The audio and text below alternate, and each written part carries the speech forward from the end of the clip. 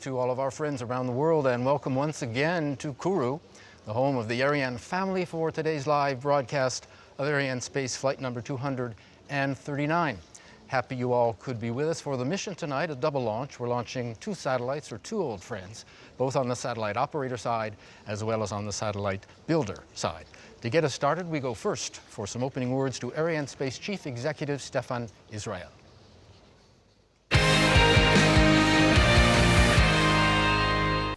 Dear customers and partners, ladies and gentlemen, Arianespace is delighted to welcome you again to the CSG, where we have been working hard the last 3 weeks to position ourselves to perform this Ariane 5 mission, the fifth of the year with our heavyweight vehicle. We are back on track. For this mission, we are going to launch two key satellites for our customers and partners. Intelsat 37E for the American operator Intelsat. The satellite has been manufactured by our long-standing partner Boeing Space Systems. BSAT-4A for the Japanese operator BSAT. The payload has been built by another long-lasting partner, Space Systems Loral.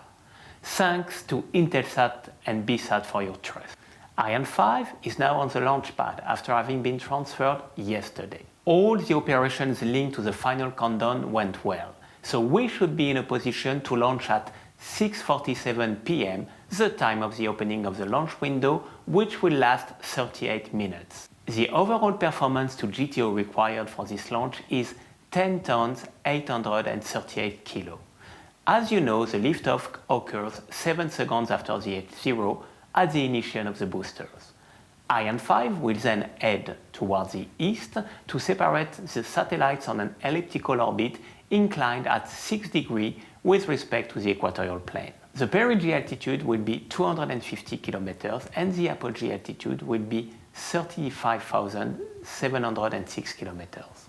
Intelsat 37E will separate first 29 minutes and 48 seconds after liftoff. BSAT-4A will then separate 17 minutes and 25 seconds later. Our launch is imminent. Go Ariane 5, go Intelsat 37A and BSAT-4A, and of course, enjoy the show. We're just under 12 minutes until liftoff. We're on time and we're on target.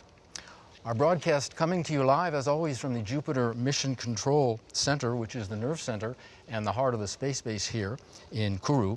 All the action is about to get underway, so we hope you'll settle in and come along for the ride. We want to look next at the green status panels. If we can get them up on the screen, they are a real-time summary of the different launch services provided by the base.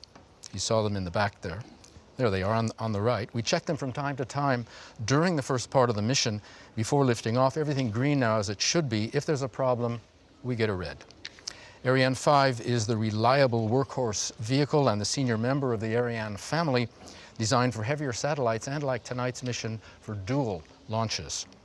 She first flew back in 1996 and has since become the standard bearer of Europe's space efforts, carrying on the legacy built by her predecessors, Arianes 1 through 4, a history that goes back to 1979.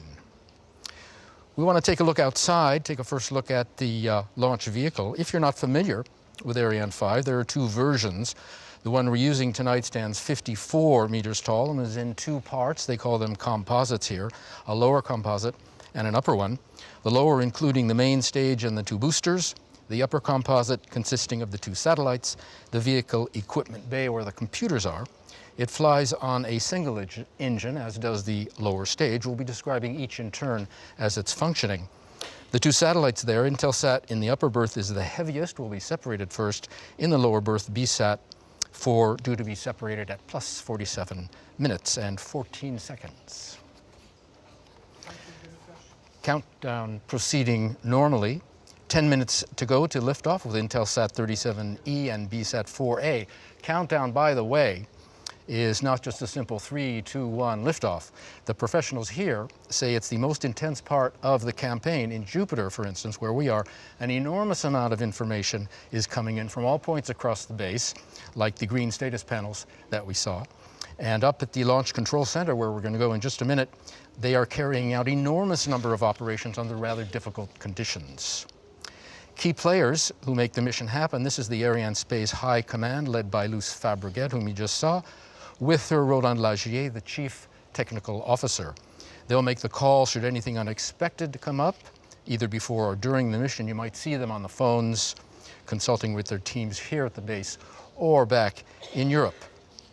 We want to go to a brief presentation of the mission, maybe some things you might want to look out for. After liftoff, you'll see the launcher climb vertically for 13 seconds, then rotate east and head out over the Atlantic, separating the boosters at 2 minutes and 22 seconds after ignition, separating the fairing a minute later at an altitude of 111 kilometers, speed now 2.3 kilometers per second. At plus 9 minutes, the main stage is separated, splashes down in the Atlantic. The upper stage takes over, powering the vehicle to the point where she can separate the satellites. She has reached maximum speed now, 9.3 kilometers per second. Intelsat 37E will be separated at plus 29 minutes and 48 seconds. Then the Silda, that's the structure that lets us carry a second passenger, is released. The composite is spun up to the position demanded by BSAT. And finally, BSAT 4A will be separated at plus 47 minutes after liftoff. 8 minutes on the next to the last Ariane 5 launch of this year. The launcher waiting for her moment in the sun, and speaking about the weather, it's been pretty good all week. We've had some black clouds this morning at about 8:30, but they're gone. The 6 o'clock weather check last night showed good conditions for liftoff, so we should have good visibility. Launch window tonight, 38 minutes. Total mission time, 47 minutes. Two other people you'll be seeing today, the mission director, Didier Saïd, working alongside the range operations manager, also called the DDO, this woman, Fleur Lefebvre, tonight. You'll be hearing her a lot. The DDO makes all the key announcements on the major milestones, both during the countdown and during the flight. And she will shortly call out the 7-minute mark. À tous de DDO, attention pour la séquence finale lanceur. She's going to call out the 7-minute mark. À tous de DDO, rouge ensemble de lancement. And she has just called a red. You can see it on the screen in the back. So we stop the countdown. A red has come up. As you can see, the countdown momentarily holding.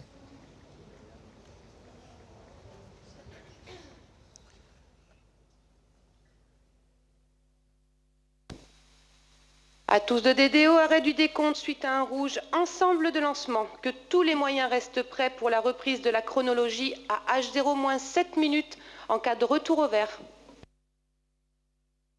We have a momentary hold in the countdown, and we should be holding and ready to resume the countdown.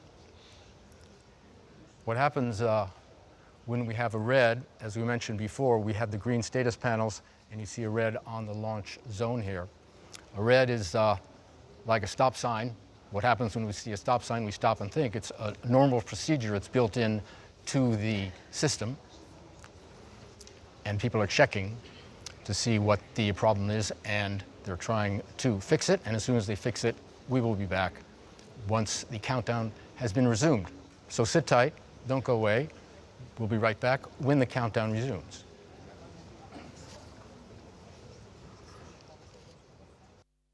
À tous de DDO, suite au retour au vert de l'ensemble de lancement, le nouvel H0 visé est 21h56 minutes TU. Le TD redémarrera à 21h49 TU.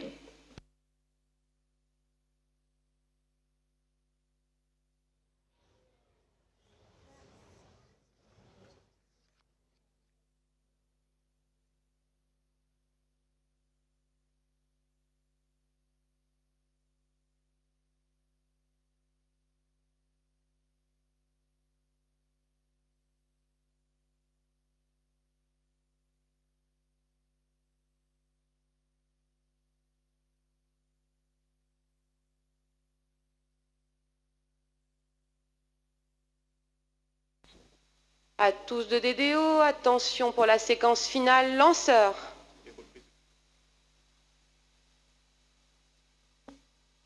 Top Stop, page 0-7 minutes, reprise du temps des comptes.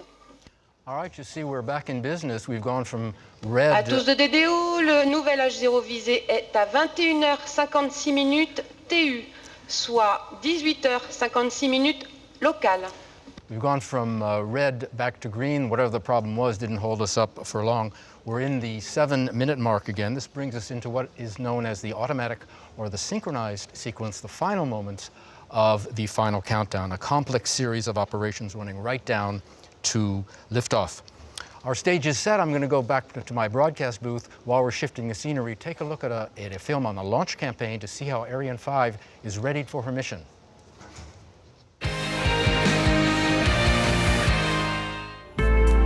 The final phase of the launch campaign, which started on 18th of July, was the structural integration of the launcher, followed by the electrical and pneumatic checkout on the launcher integration building. After a technical exception, the launcher was transferred on its launch table to the final integration building on the 14th of August. An Intelsat 37E arrived in French Guiana with an Antonov plane in Cayenne Félix-Éboué Airport. The satellite equipment was installed in the S5C North building to begin its preparation phase. Later on, the satellite was transferred to the fueling S5B building, where the Boeing team proceeded to the filling of the tanks. BSAT-4A arrived as well in French Guiana with an Antonov plane in Cayenne Félix-Éboué Airport. BSAT-4A was installed in the S5C South building and began its preparation phase. The satellite was then transferred to the fueling S5A building, where the SSL team proceeded to the filling of the tanks. The combined operations between satellites and launcher began at day-11 with the Intelsat 37E mating on the flight adapter. Then transferred to the final assembly building, the satellite was integrated on top of the Silda and encapsulated by the fairing and Atlas mated on the upper part of the launch vehicle. On its side, BSAT-4A began the combined operations with launcher at day-9 in the S5A with flight adapter mating. After transfer to the BAF, BSAT-4A was mated on top of the launcher and covered by the upper composite. The final preparations of the launcher for the flight, as well as the payload encapsulation and the integration of the launcher, were carried out. The pyrotechnic arming of the launcher was performed before the launch readiness review, which gave the authorization to transfer on the launch pad. Once the ground installations and the launcher are put into flight configuration, we shall conclude with the final chronology phase before liftoff. A special thank you goes to all the operational teams for their huge efforts and contribution to take us through this very smooth launch campaign so far. Joshua Jampel back in the booth. Just a final word on the launch campaign to add to the film. Every campaign is special because the people involved change, of course, and with each campaign they're faced with special anomalies and requirements. For the rest, the procedures are pretty standard. Assembly of the launcher is pretty regular. The green status panels on the right, again, you just saw, we mentioned them briefly before, the real-time summary of all the launch activities here in the space base. And as you see, we're back to green. Some 1,700 people working around the space base in all. Our cameras are here in Jupiter, but many others busy at other sites. Another place that's very active is the launch zone, where the launch management teams are working under the direction of the launch operations manager, Klaus Zell, today you saw. Their day began at 7:30 this morning with their first operations. Right now, 2 teams working up there. One is responsible for the ground operations, the other for readiness of the Ariane 5. The launch site operations manager heads up one group. He coordinates with mission control for final authorization to launch. And when all the conditions are right, he then okays the automatic sequence at the 7-minute mark, which we saw. In all, about 100 people up there working launch control, going over the final checks and verification on all parts of Ariane's launch system. 2.5 minutes to go till launch of the 95th Ariane 5 mission. And here in Jupiter, the VIPs and the invited guests are very shortly going to begin to make their ways outside to watch the liftoff. There are 2 terraces on either side of the building that gives a fine view onto the launch pad. Ariane 5's flight path takes her right over Jupiter, and when the skies are clear, you get quite a sight. This split-screen image shows the propellant feeder arms in the middle of the launcher, liquid hydrogen on the left, liquid oxygen on the right. What are they doing? Well, they're putting propellant into the upper stage tanks, and you'll see these arms pull back at -7 seconds, 7 seconds before ignition. It's one of the last things you'll see, so we like to take a minute to mention it. And you see the yellow arms in the middle of the launch vehicle there extending from the gantry.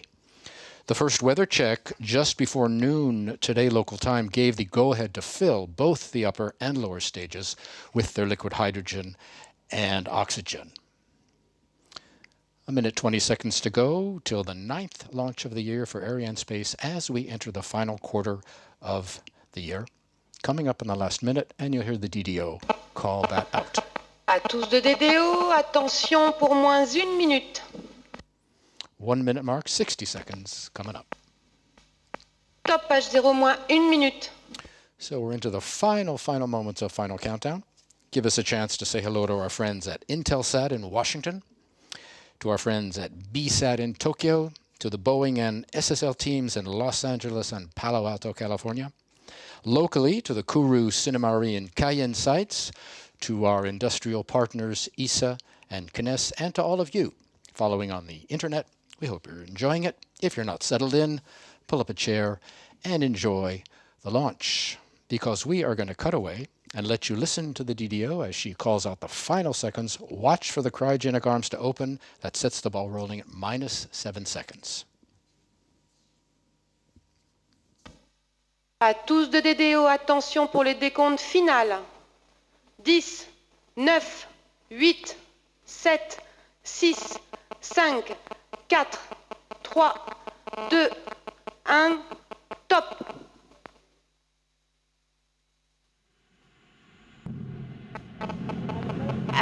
Allumage Vulcain. Allumage des 2 EAP et décollage Ariane 239.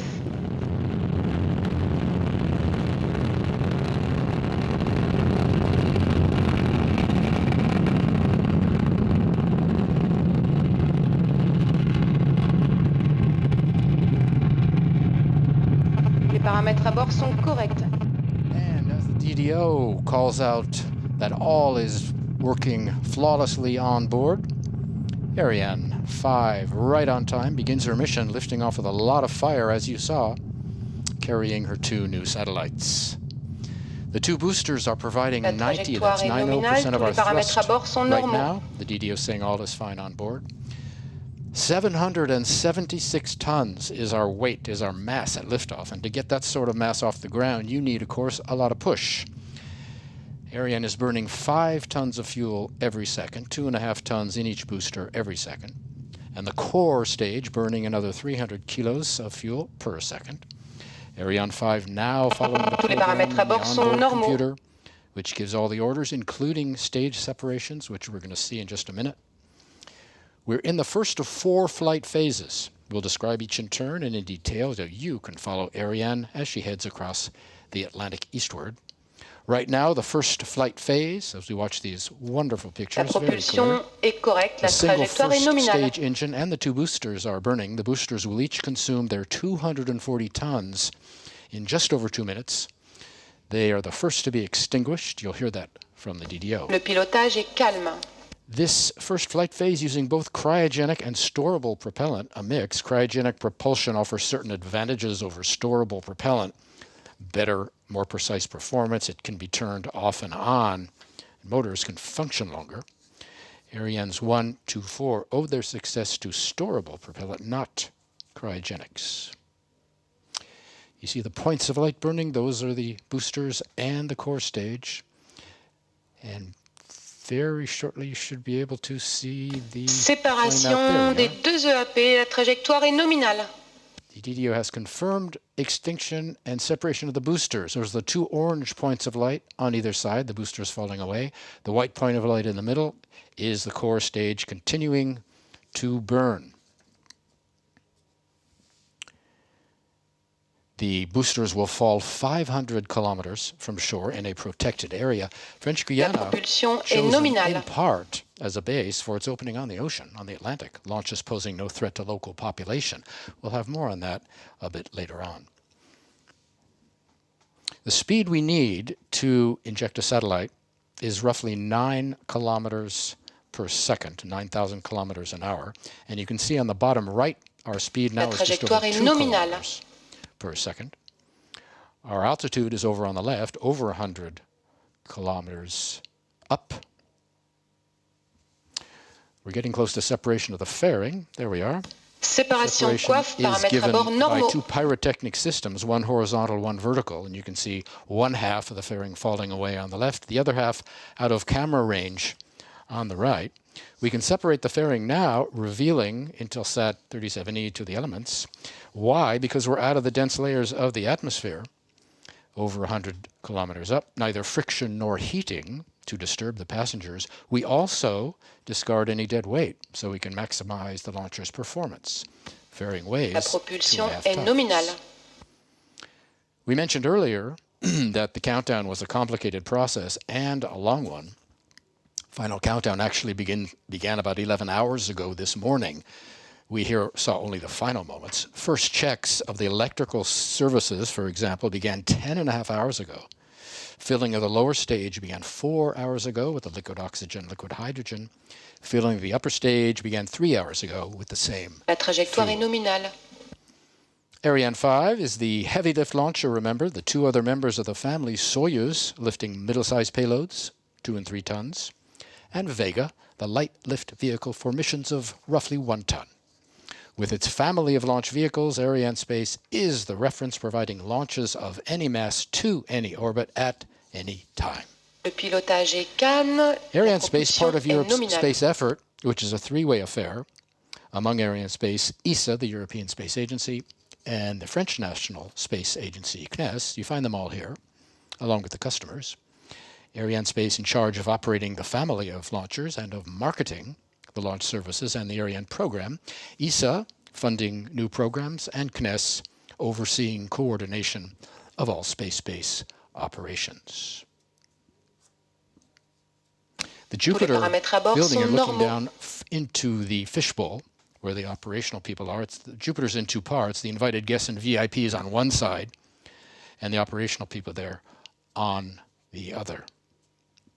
The Guyana Space Center, Europe's spaceport, certified ISO 14001 back in 2004, which means its activities meet the international environmental standards.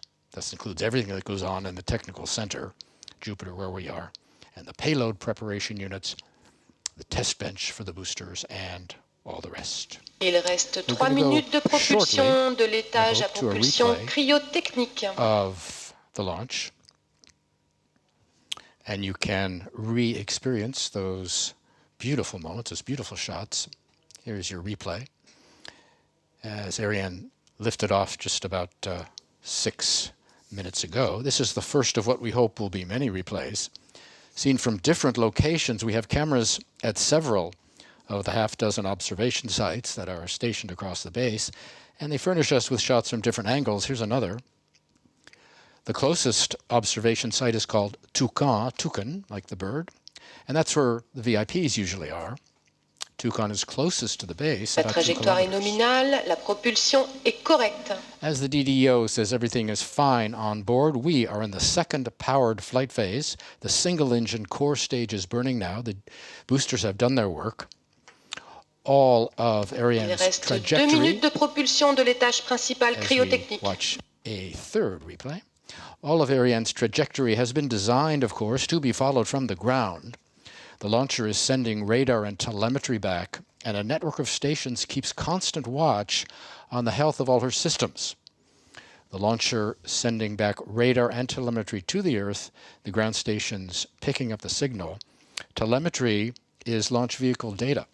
Le pilotage est calme. Information on 1,500, roughly 1,500 parameters is collected, transmitted back to the ground stations every second. And they record all the launcher's functions and vital signs throughout the launch.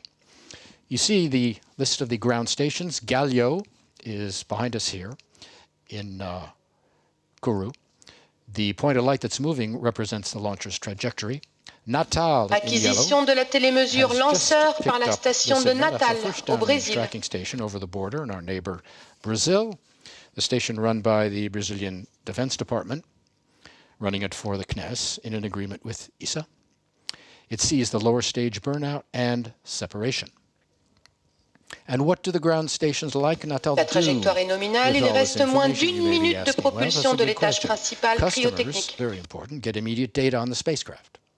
Some data are analyzed in real time. Other data are studied after the flight to learn how the vehicle performed on its mission. A complete analysis is carried out about a week after each launch. So you can imagine the enormous archives this gives Arianespace, a wealth of technical information going back to the very first launch of Ariane 1, which was on Christmas Eve, 1979. We're waiting now for confirmation of extinction of the lower stage. You'll see on the left the nozzle will turn off. There it is, shutting down. And awaiting now separation of the lower Fin de propulsion de l'étage principal cryotechnique. Stage, and ignition of the upper stage. Et séparation de l'EPC. These three commands, coming right on time, given by the onboard computer in about 13 Allumage seconds. de l'étage supérieur cryotechnique. The lower stage falling away into the Atlantic. You see that thanks to our onboard camera. It'll fall off the Gulf of Guinea. So we're now into the third and final powered flight phase. The single upper stage engine will burn until plus 25 minutes, est nominale. or 16 minutes roughly. The job of the upper stage, is to take the satellites to their injection point, to position them for separation, and then release them. That is its propulsion role. Tous les paramètres à bord sont normaux. But she has a second role, and that comes during Ariane 5's ballistics phase, as they call it. That comes later in the flight, and we'll have more on that coming up. Tonight, Arianespace flight number 239, La trajectoire est parfaitement nominale. Intelsat 37E and BSat-4A, a standard double launch, 2 communication satellites. But throughout the long history of the Ariane launcher, and with the addition of Soyuz and Vega in the recent years, Arianespace has launched for all types of missions and all types of orbits. We have another film, first of a series of films coming up for you now. Propulsion nominale de l'étage supérieur BSat-4A. cryotechnique et pilotage calme.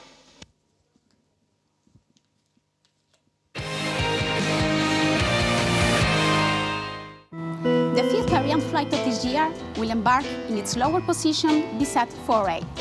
This satellite has been designed and built by SSL for the Japanese leading broadcasting satellite operator BSAT. SSL is also our direct interface for the launch services, as BSat-4A is being orbited as a part of a turnkey contract between BSAT and SSL. Arianespace has launched all BSAT satellites since the creation of this Japanese operator, reflecting the exceptional confidence of BSAT on our launch services, what makes us very proud and honored. BSat-4A is based on the highly reliable and well-proven 1300 bus of the Space System LORAD. It will be the 64th satellite of this manufacturer to be orbited by Arianespace, and there are 3 more in our backlog. We would like to thank BSAT and SSL for the confidence in Arianespace. All the best for your LEOP, and see you soon for a future launch campaign.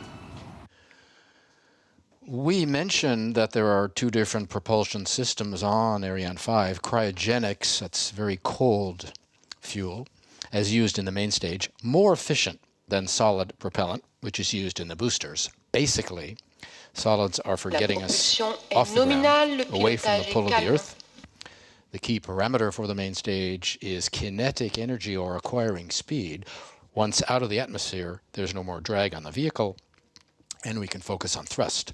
Cryogenics, on the other hand, are for more precision orienting of the vehicle, and of course they also allow a stage to be reignited, but that's in the other version of Ariane, the one that's not being used tonight. One advantage of storable fuel is that it doesn't evaporate like the cryogenic fuel does. Storable propellant also cheaper. So you see, performance, security, and cost dictate which system is used. Soyuz works on kerosene and liquid oxygen, sort of semi-cryogenic, if you will. The Russians and the Americans have mastered this system, but the Europeans prefer cryogenics.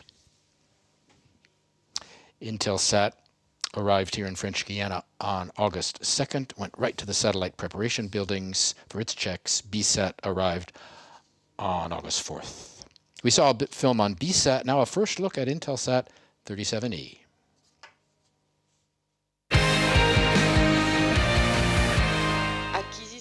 Intelsat 37E is the fourth satellite of the EPIC family to be launched on Ariane after Intelsat 29E and 33E, both launched last year, and Intelsat 32E earlier in 2017. And it is the 59th satellite to be launched for Intelsat by Ariane. After the launch last May of SES-15, a spacecraft in the Boeing 702 SP series, and of Viasat-2 launched in June and belonging to the 702 HP family, we are now launching a 702 MP. This perfectly illustrates the adaptation of the Arianespace family of launch vehicles to the various market needs. Intelsat 37E, it will provide service to the Atlantic Ocean region for South America, Africa, and Europe, giving our customers more capacity and flexibility for interconnectivity for years to come. 10 minutes left in the upper stage burn.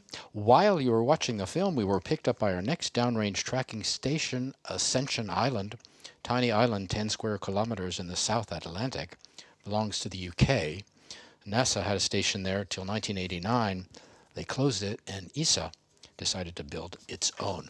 The French Guiana site, we started to mention, chosen in 1964 among 14 possibilities, including Australia and Scandinavia, when the French wanted to build a new base. They had been working in Hamagur, Algeria from 1947 to 1967. From this base, in the Sahara, they took their first steps in space. They tested solid and liquid propulsion engines, they launched their first missiles, their first sounding rockets, and finally, the Diamant, or the Diamond launcher, that lifted France's first satellite in 1965. Here, in French Guiana, they found everything they were looking for. A large opening on the ocean. We have 50 kilometers of coastline, so we can fly both north and east. Low population density, 250,000 people in French Guiana. The site here free from hurricanes, which can strike other parts of the world. Finally, it offers nearby hills where radar and telemetry facilities can be installed. And we'll come back to that. For now, another look at our first passenger, Intelsat 37E, with its CEO, Steve Spengler.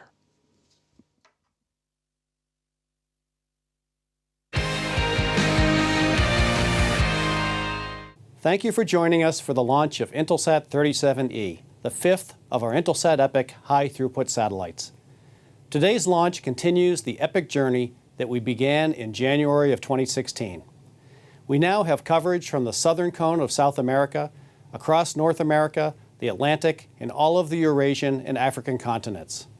We're advancing the Intelsat EPIC technology.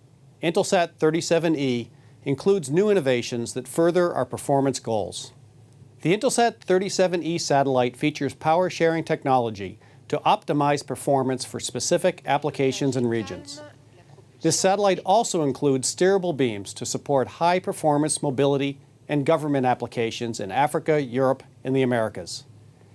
Intelsat 37E is also the first high-throughput satellite to offer full beam interconnectivity between C, Ku, and Ka beams. This unique feature, enabled by the digital payload, underscores the flexibility and high performance our customers have come to expect from the Intelsat EPIC fleet. This is especially relevant to our community at 342 degrees east, which includes many broadband and network service providers that will transition from the Intelsat 901 satellite. These customers are using the higher performance to achieve better business economics for applications ranging from 3G and 4G wireless network expansions to broadband for commercial shipping. On behalf of Intelsat's employees around the world, let me express sincere appreciation to our manufacturer Boeing and our launcher Arianespace for their commitment to delivering a successful program for Intelsat. I'd also like to recognize the Intelsat team for their work on Intelsat 37E. All of your colleagues are proud of your technical excellence and leadership. We appreciate and applaud your efforts to make Intelsat 37E a success. Finally, thank you to our customers for taking this epic journey with us. Go Intelsat 37E! All's well on board, And we have been picked up by our next downrange tracking station at Libreville, as you can see on the screen. That's on the west coast of Africa in Gabon. Till Ariane 3, the last downrange station, was in the Ivory Coast, a place called Akakro. For Ariane 4, we needed a new station farther Acquisition de la télémesure lanceur par la station de Libreville au Gabon. In 1986. The station receives telemetry for about a quarter of an hour and sees the upper stage burnout. And while we're on the subject of telemetry, there has been a slight loss of the telemetry signal today, which is quite normal. Sometimes it happens. The ground stations suffer a brief blackout due to the launcher's position. Tonight there was a brief loss of the signal de l'étage supérieur cryotechnique est toujours just over a nominale. minute. Another between Ascension Island and Libreville of not even 20 seconds. We don't lose the information. It's stored on board. The exact times and durations of the signal loss are programmed into the vehicle equipment bay. The telemetry unit is programmed to record the data it would normally be sending down to the ground station, and it's also programmed to start sending these data to the stations when the signal returns. So all is well there. We're going to turn our attention once again to Intelsat for a more detailed explanation of the EPIC series.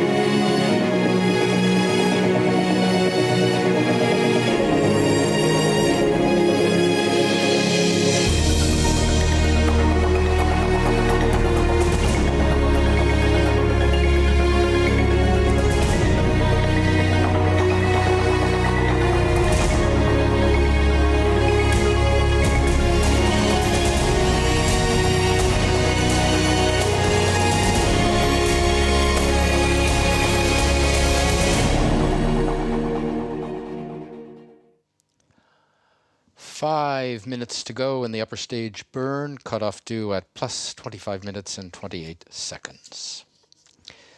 Intelsat 37E is the 59th Intelsat launch by Arianespace. The relationship between the two companies goes back to 1983, when Arianespace orbited Intelsat 507. Intelsat 37E is the 5th in the EPIC NG series and the 4th in the series launched by Arianespace. Launch tonight comes just over a year after we launched the Intelsat Charter with Intelsat 33E and 36 in August of last year. That was flight 232. And two more Intelsats remain in the Arianespace manifest, as the DDO says, 4 more minutes in the upper stage burn. Intelsat 37E, built by Boeing, and is the 55th Boeing-made satellite to be launched by Arianespace, the last being Viasat-2 on flight 237 back in June. And 2 more Boeing-built spacecraft remain to be launched, Horizon 3A and Viasat 3F1. We're coming to you from the Guyana Space Center live, the world's only dedicated commercial space base where Arianespace operates the launcher family. Our next film explores the relationship between Intelsat and Arianespace, as well as giving a look at the satellite's first maneuvers after separation.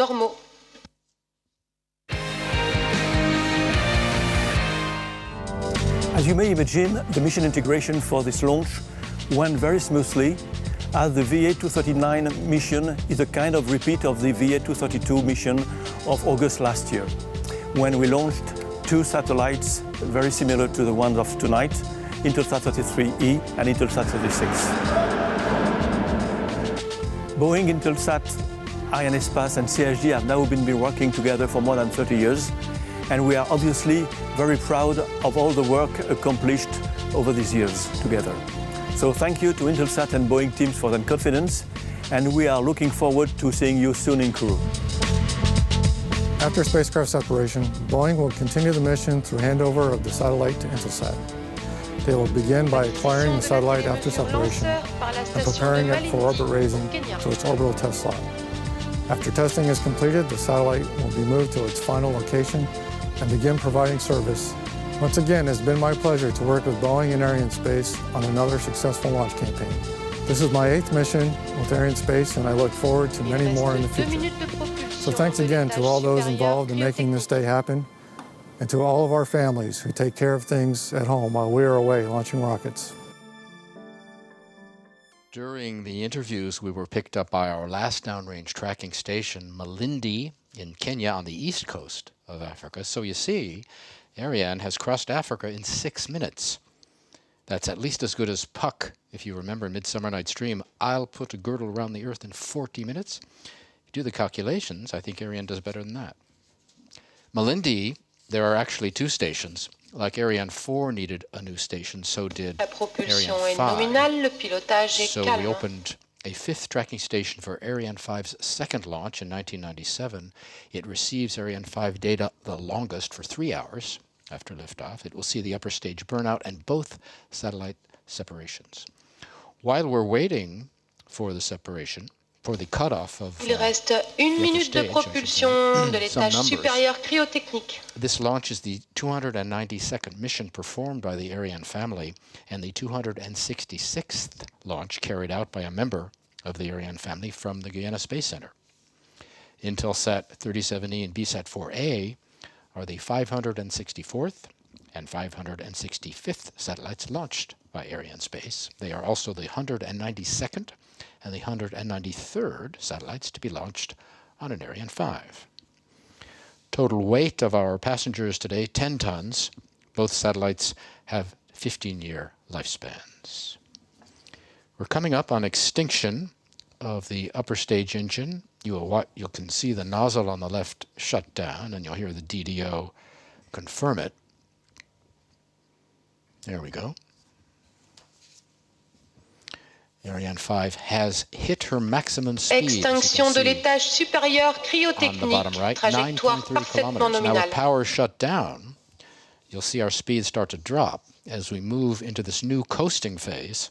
This is the last flight phase, the only one that's not powered. You see the speed is dropping already. We're at 9.28. Début de la manœuvre d'orientation au profit de la charge du pilote Intelsat 37E. At plus 2948, her speed will be 8.7 kilometers per second. When she releases the Silda, that's the carrying structure for the second passenger, at plus 31 minutes and 54 seconds, she'll be flying at 8.4 kilometers per second.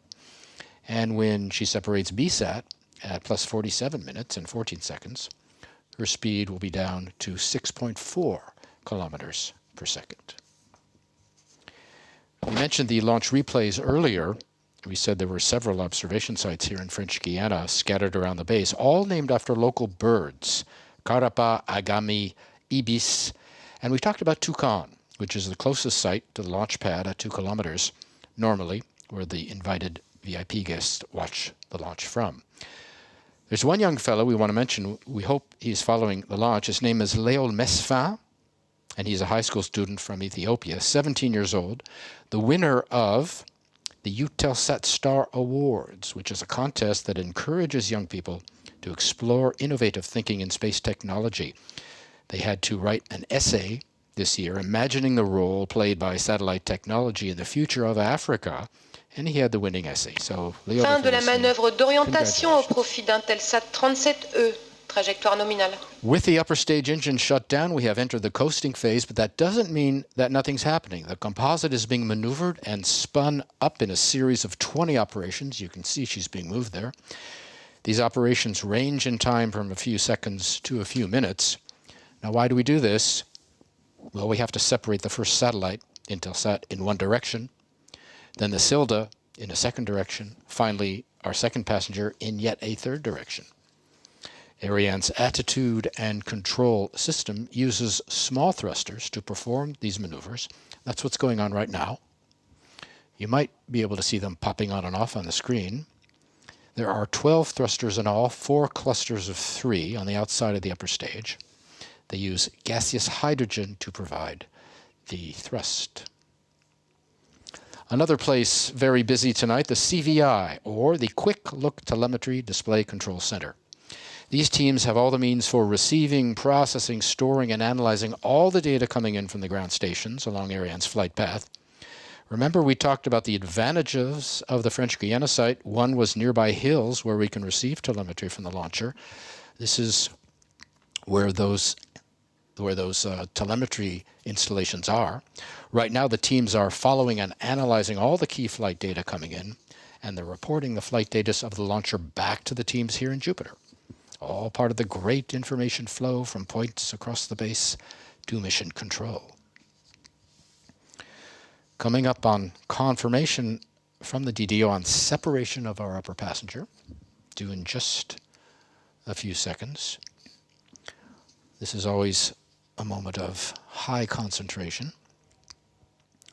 The teams have gone through these procedures before, but it does call for tremendous focus. You don't want to say tense, but focused, concentrated, gives you an idea. All eyes on the computer screens and all ears on the phones as the operational people await confirmation of our satellite separation, due in about 10 seconds. The DDO will confirm the separation, and of course you'll be able to see it on the animation. And there, we seem to have it, waiting for the DDO's confirmation as the Séparation Intelsat 37E. There it is. The DDO confirms it. The first good news of the evening. Successful separation by Ariane 5 of our first passenger, Intelsat 37E, right on time, just off the east coast of Africa. Todd Schild looking very happy. Right. Notice the people here in Jupiter politely holding their applause because the mission is not over. We still have to separate our final passenger, BSAT-4A.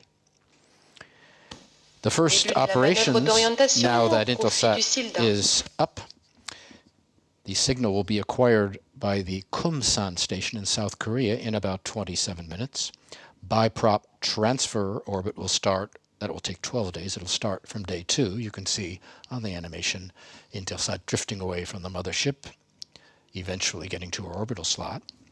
Start of deployments and acquisition, and then in-orbit testing starts in about 2 weeks. Then she will start a drift to her operational longitude, 342 degrees east. Next up is SILDA separation in about a minute. A final word on Intelsat, established in 1964. Early bird, you might remember. That was Intelsat 1, launched back in 1965. It was the world's first commercial communications satellite.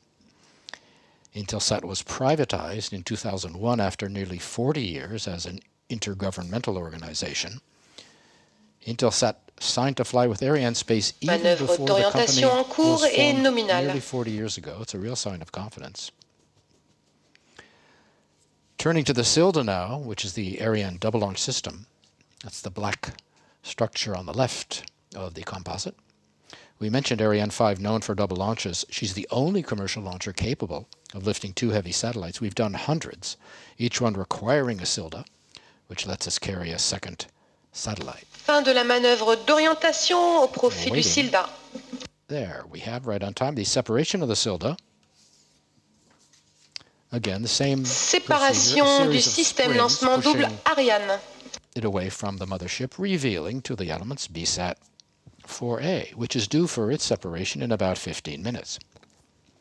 BSAT, or the Broadcasting Satellite System Corporation, headquartered in Tokyo, 84 employees, majority shareholder NHK, Japan Broadcasting Corporation, contracted with Space Systems L'Oréal to build and launch BSAT-4A in 2015. BSAT-4A is the 9th satellite launched by Arianespace for the Japanese operator, Arianespace has launched all the BSAT Corporation satellites since its creation in 1993. Its first satellite, BSAT-1, was built by Hughes, which is now part of Boeing, in 1994-95, and Arianespace launched it in 1997. BSAT-4A is also the 30th launch services contract for a commercial geostationary satellite that Arianespace has won in Japan. Arianespace has launched 29 satellites into geostationary transfer orbit for the nation's satellite operators and currently has about 3/4, 75% of the market share in Japan. And 3 more satellites remain to be launched for Japan in the manifest. BSAT-4A, built by SSL, Space Systems Loral, in a turnkey contract for BSAT, and is the 62nd satellite made by SSL, or by its predecessors, to be launched by Arianespace, the 64th satellite launched, which is based on an SSL platform. The last SSL satellite launched by Arianespace was a pair, actually, Star-1D1, JCSat-15, both built by SSL, launched on an SSL charter in December of last year. That was Flight 234. Both builders tonight have flown charters with us recently.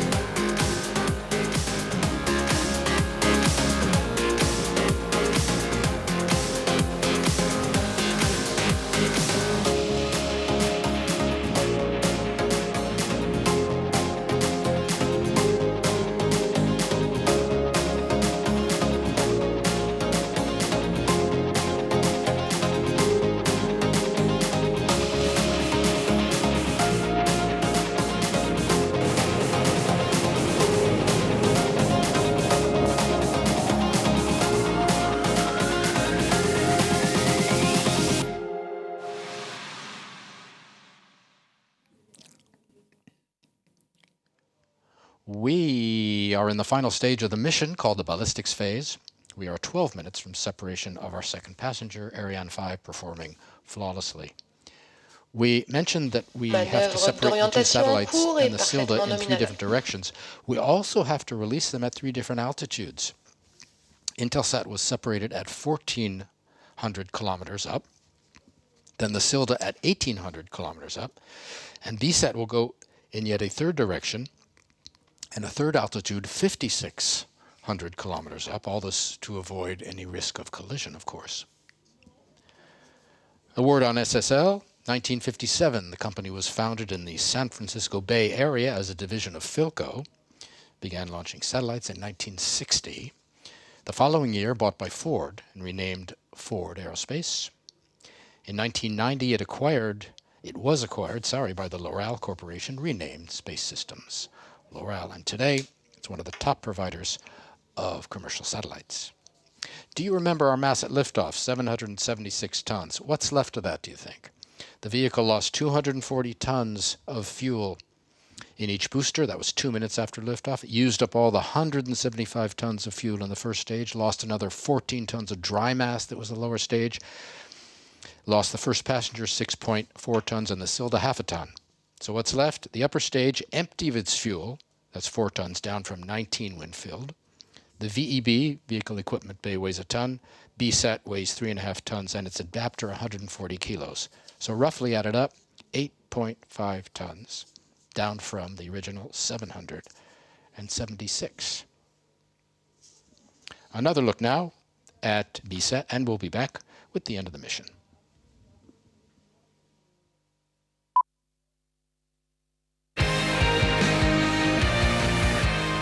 BSAT is the leading broadcasting satellite operator in Japan.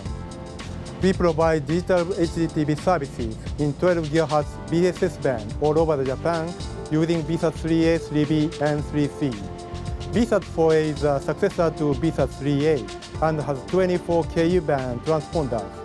VSAT 4A will reinforce current VSAT 3 fleet to provide robust and reliable service with full redundancy.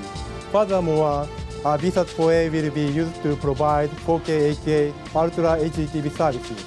Regular service of the 4K 8K is planned to be started in the end of 2018. Our first satellite, VSAT 1A, was launched from Kourou in 1997. Since then, all of the VSAT satellites were launched by Arianespace. This is my third launch campaign. I'm always impressed by well-organized and friendly teamwork of Arianespace and CSG. VSAT 4 is the first satellite we have purchased from SSL. We have been pleased with their established heritage and advanced technologies. We expect this satellite plays an important role in the 4K 8K service in Japan. Back with you again. Grant Gould there. Separation of BSAT in about 9 minutes. Arianespace having another busy year here at the spaceport. One reason is that launches here at the CSG are getting closer and closer together. This thanks to a shorter time between launches, less than 15 days between most of the 6 launches in the earlier part of the year. And if you go back just over 12 months, Arianespace has, for the first time, launched 14 times in that period, the dates being September 15th of last year, that was the 7th Vega flight, and tonight.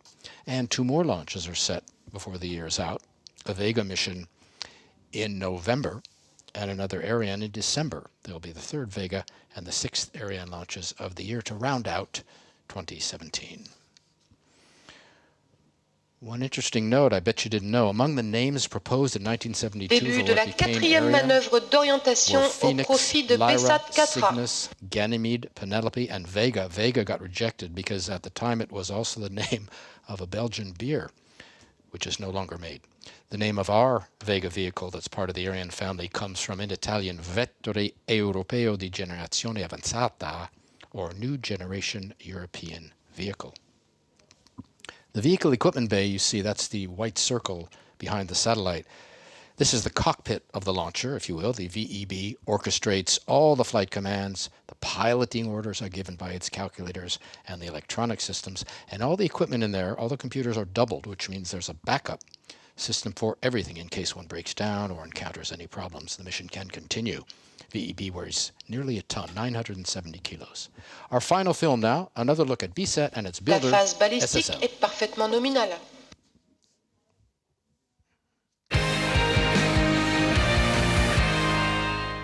I've been on site the past few weeks as we prepared BSAT 4A for launch.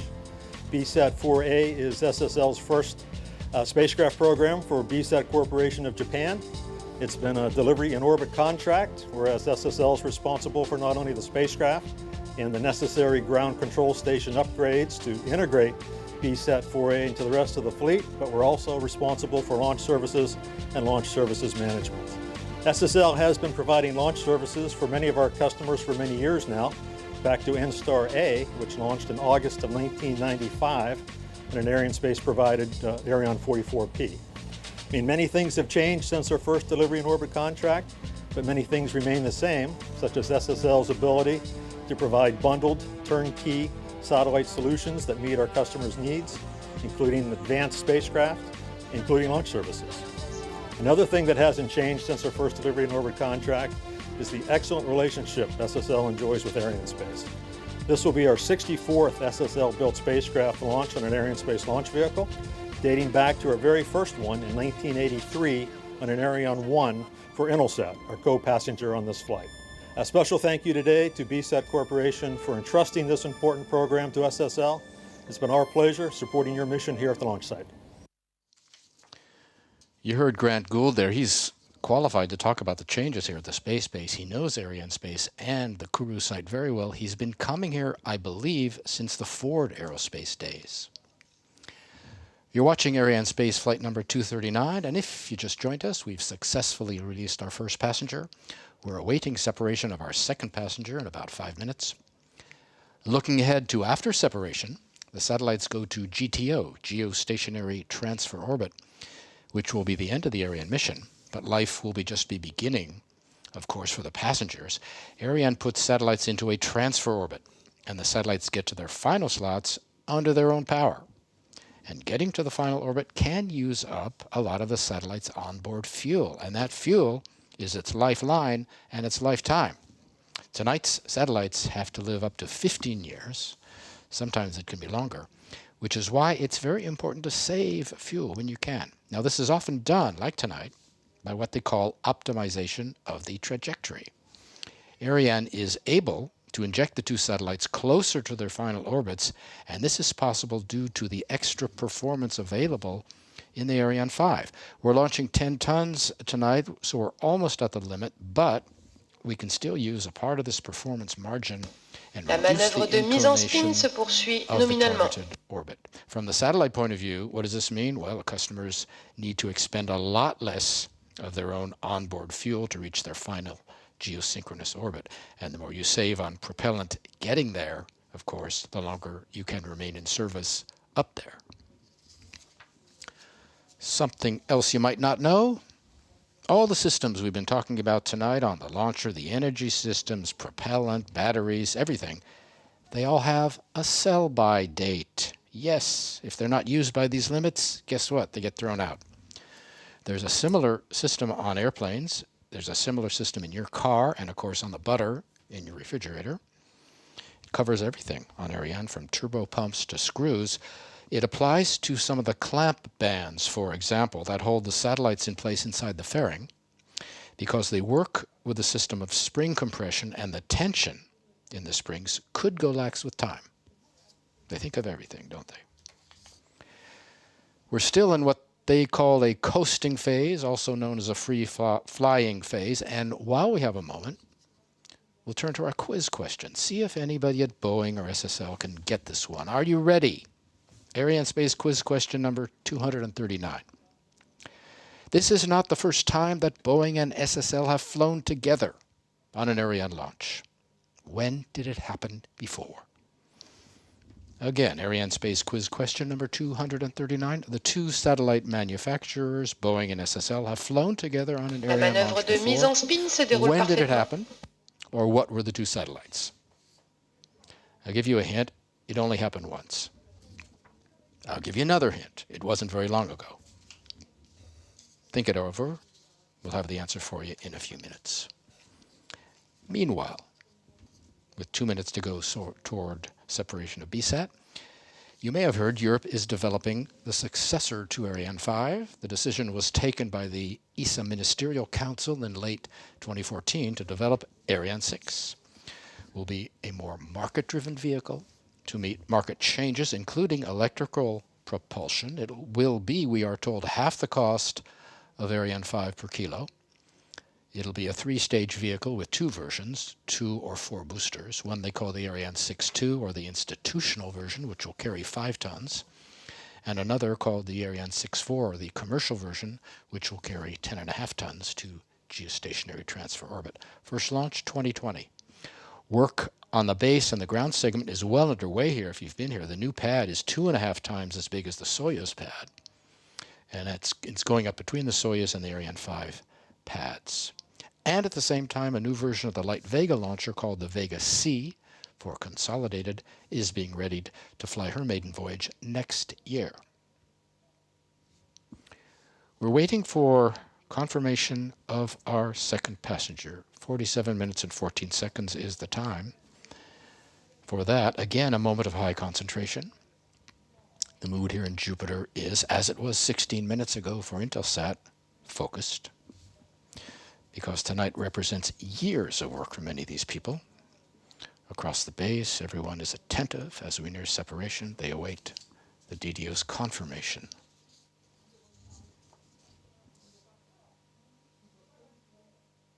Séparation BSAT 4A.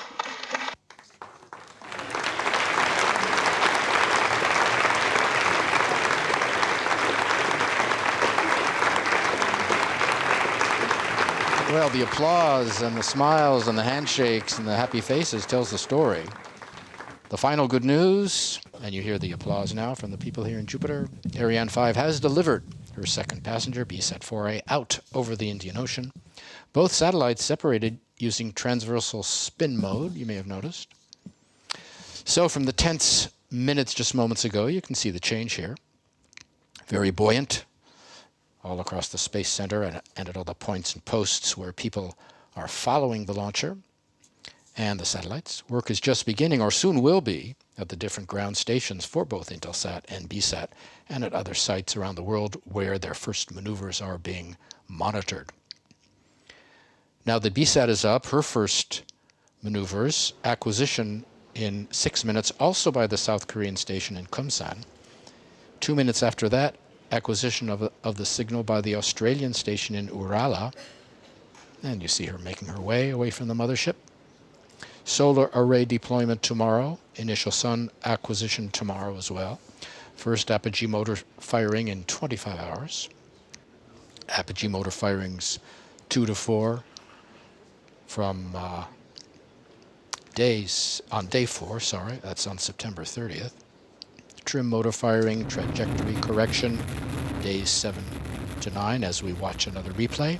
October 3rd, 3 to 5, and arrival at her in-orbit testing window on October 7th.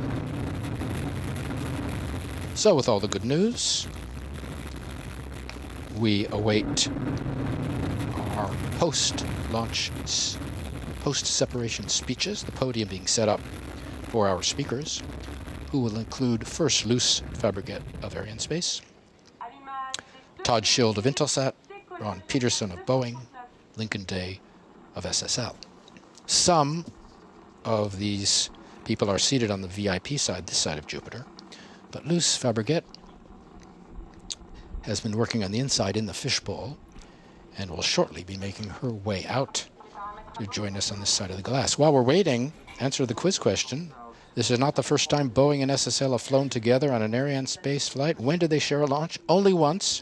Flight 232, August 24, 2016, the Intelsat Charter. The two satellites were Intelsat 33E, built by Boeing, Intelsat 36, built by SSL. So if you got the date or the number or the satellites, give yourself a round of applause, and you'll get to hear the post-launch speeches. Meanwhile, up in space, what's happening with Ariane 5, you might be wondering. After separation of our second passenger, what's left of the composite is spun up again in a different direction for what's called passivation. This involves emptying first the liquid oxygen tank, then the liquid hydrogen tank of any remaining fuel. And this takes place at a much, much higher altitude than we've been talking about. It's between 7,000 and 9,000 kilometers up and represents the very end of tonight's Ariane mission. But it is something we will not see. What we will see shortly is Luce Fabrichet, who will make her way outside of the fishbowl over to the podium to begin the traditional series of speeches. The satellites were separated when the launcher moves roughly 9 kilometers per second, which is close to the speed at which the Earth turns. And you know, of course, that the Earth turns at 10 kilometers per second, or 36,000 kilometers an hour. And once they are released by Ariane, these satellites can get to that speed and to their proper altitude by firing their apogee motors. We talked about them. These motor firings are part of the early operations, usually occurring a few days after separation. And we mentioned that before. The next voice you hear, Luce Fabrichet. She's at the podium for the first of the speeches. Ladies and gentlemen, distinguished guests, Arianespace is delighted to announce that Intelsat 37E and BSAT-4A have been separated as planned on the targeted geostationary transfer orbit. For the 5th time this year, and the 81st time in a row, success is here for Ariane 5 and its customers. Well done. Tonight, Ariane 5 delivered for 2 major customers with whom we enjoy strong relationships at the service of telecommunications. In the upper position, Intelsat 37E is the 59th satellite launched by Arianespace for the legacy operator Intelsat since 1983, representing half of all Intelsat satellites in operation today. For this long-lasting partnership, I would like to express my gratitude to Steve Spangler and Todd Sheep, who is here today. Tonight's flight comes after 2 Intelsat dedicated launches performed last year. With 3 more Intelsat satellites in our backlog, we will certainly continue on this successful path. Congratulations also to our longtime partner, Boeing Space Systems, who built Intelsat 37E, with 55 Boeing-produced satellites orbited since 1987 by Arianespace, and 2 more in our backlog. We will certainly continue to share other successes in the future. So many thanks to Boeing for your trust. In the lower position, BSAT-4A. Congratulations to the builder, SSL. This launch brings the total to 64 satellites based on an SSL platform, and we have 3 more SSL satellites in our backlog. So thanks to John Chelly and the whole SSS team in Palo Alto, as well as Lincoln Day, who graces us with his presence tonight. BSAT-4A is the 9th satellite entrusted by the Japanese operator BSAT to Arianespace since 1990. Doing so, all 100% of BSAT satellites in operation today have been launched by Arianespace. It's hard to do better. So arigatou gozaimasu to BSAT. Let's hope this latter success will open up to further opportunities. Many thanks to BSAT for your trust. Arianespace is proud of its privileged relationship with Japan. Since 1989, Arianespace has launched a total of 29 GTO satellites for Japanese operators, representing more than 75% of GEO market share in Japan. Ladies and gentlemen, this 9th successful flight of the year, the 5th with an Ariane 5, is also the 81st success in a row for our heavy launch vehicle. So let me congratulate all our partners for today's success, ESA and all the member states of the Ariane program, whose support is essential, Ariane Group, Ariane 5 Prime and first shareholder of Arianespace, CNES, Ariane 5 Design Authority, and our daily partner here in the Guyana Space Center, and our contractors in French Guiana, and all employees at the launch facility. And of course, let me pay my tribute to my Arianespace colleagues for the latest success of an Ariane vehicle, the 292nd launch overall for the Arianespace family of launchers. Given the availability of satellites, we are 2 more launches ahead to bringing this year to a successful conclusion. And I would now like to welcome to the stage our customers and partners. Todd, please.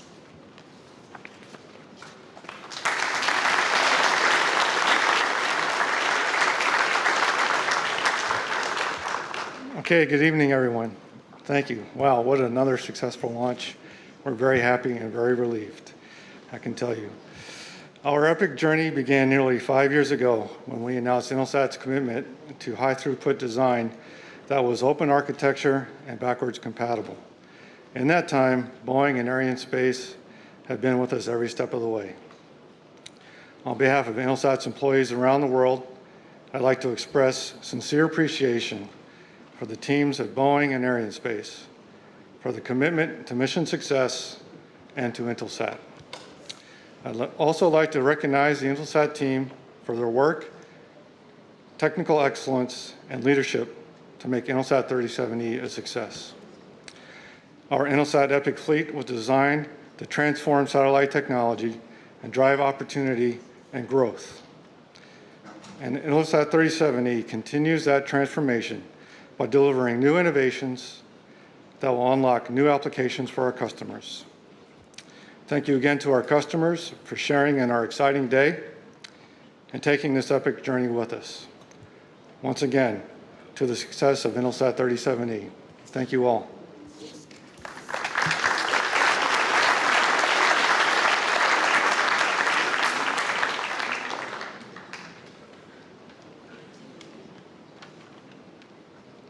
'81 launches in a row. Congratulations. Excellent performance. Hi, I'm Lincoln Day, Senior Executive Director at SSL for the BSAT-4A program. Our new group president, Dario Zamarian, asked me to represent him today. Congratulations to everyone involved with the success of the VA-239 mission. Along with Mr. Zamarian and our recently retired President, Mr. Celli, I would personally like to thank BSAT for putting their confidence in SSL for building this important new satellite, BSAT-4A.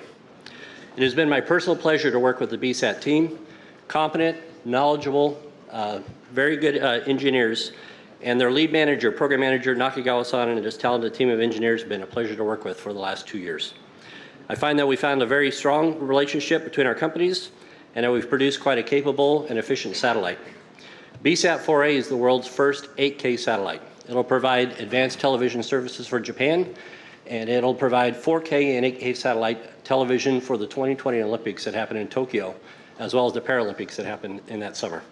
So we congratulate them. We're looking forward to them rolling out this new standard for Japan and ultimately the rest of the world. Also, we'd like to congratulate our co-passenger, both Intelsat and BSAT. We always know how important every mission is for our industry, and we look forward to their continued success with their launch and their mission. Finally, a sincere thanks to Arianespace. Again, it's an impressive 81 launches in a row, but equally impressive, this is the 64th mission that SSL has worked with Arianespace. We started back in 1983, 35 years ago, with Intelsat 501. Quite a good relationship that both of our teams can be quite proud of. So with that, we appreciate your demonstrated excellence. We appreciate all the recovery that it took to get us to this point, and most importantly, we appreciate a very good ride. So thank you all. If you worked with Ariane, we appreciate all your effort. If you worked with Boeing, Intelsat, SSL, or BSAT, again, we appreciate it. A lot of effort goes into these launches, and to have them successful, it's just a fantastic feeling. So congratulations to everybody, and thank you again.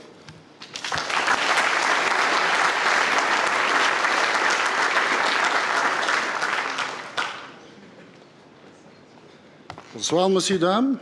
Je m'appelle Ron Pedersen et je suis de la société Boeing.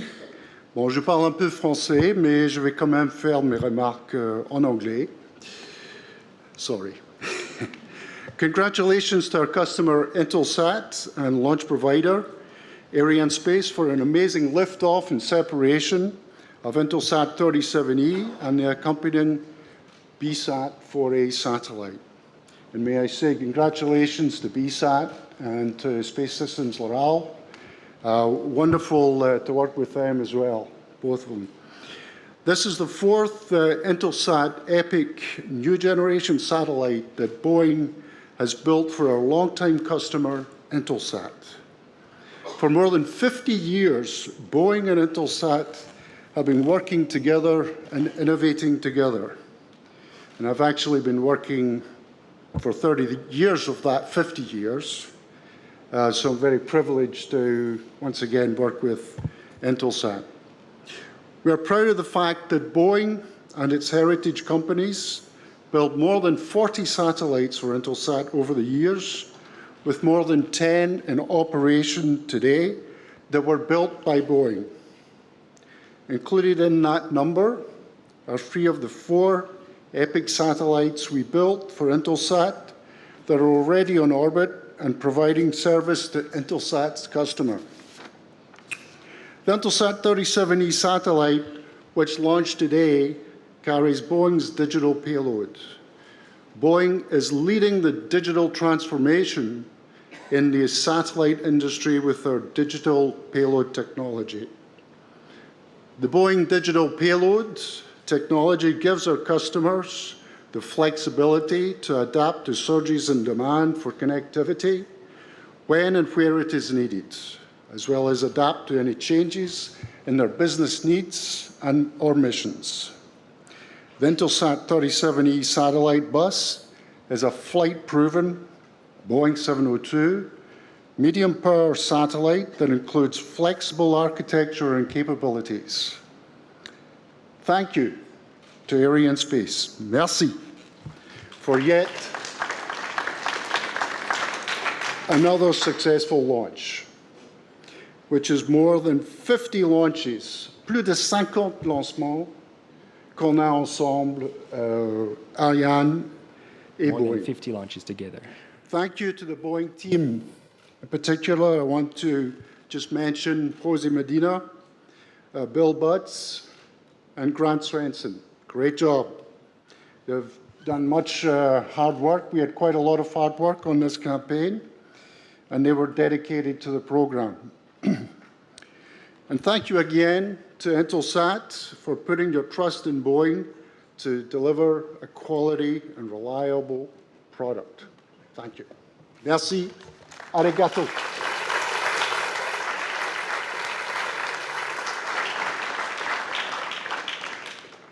Thanks to all. Merci, Ron. So again, congratulations to all for this outstanding success. We will be back on November the 7th with Vega to perform the third mission of the year with our lightweight vehicle.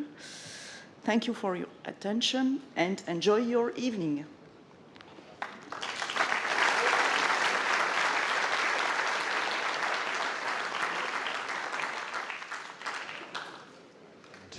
Nice speeches from the customers. The next to the last Ariane 5 launch of this year, a success all around. And with that good news, that will do it for us from Kourou. And we're going to have some fine shots of a final launch replay for you. And over those fine shots, we will say our goodbye. Arianespace's 9th launch of the year, a big success, making it, as Lincoln Day said, 81 straight successful launches in a row for the Ariane 5 vehicle. She continues to set records. So congratulations to everybody involved. 2 new satellites on their way, beginning lives in space and bringing new services and new technologies to more people around the world, Intelsat 37E and BSat 4A. Our next launch, November 7th, as Luce Fabrichet has said, that will be the 3rd Vega mission of the year. You won't want to miss it. We'll be here. We hope you will be too. Till then, on behalf of everybody here at Europe's Spaceport, Joshua Jample saying thank you for being with us. We hope you enjoyed it. We sure did. And we look forward to being with you next time. Goodbye, everybody.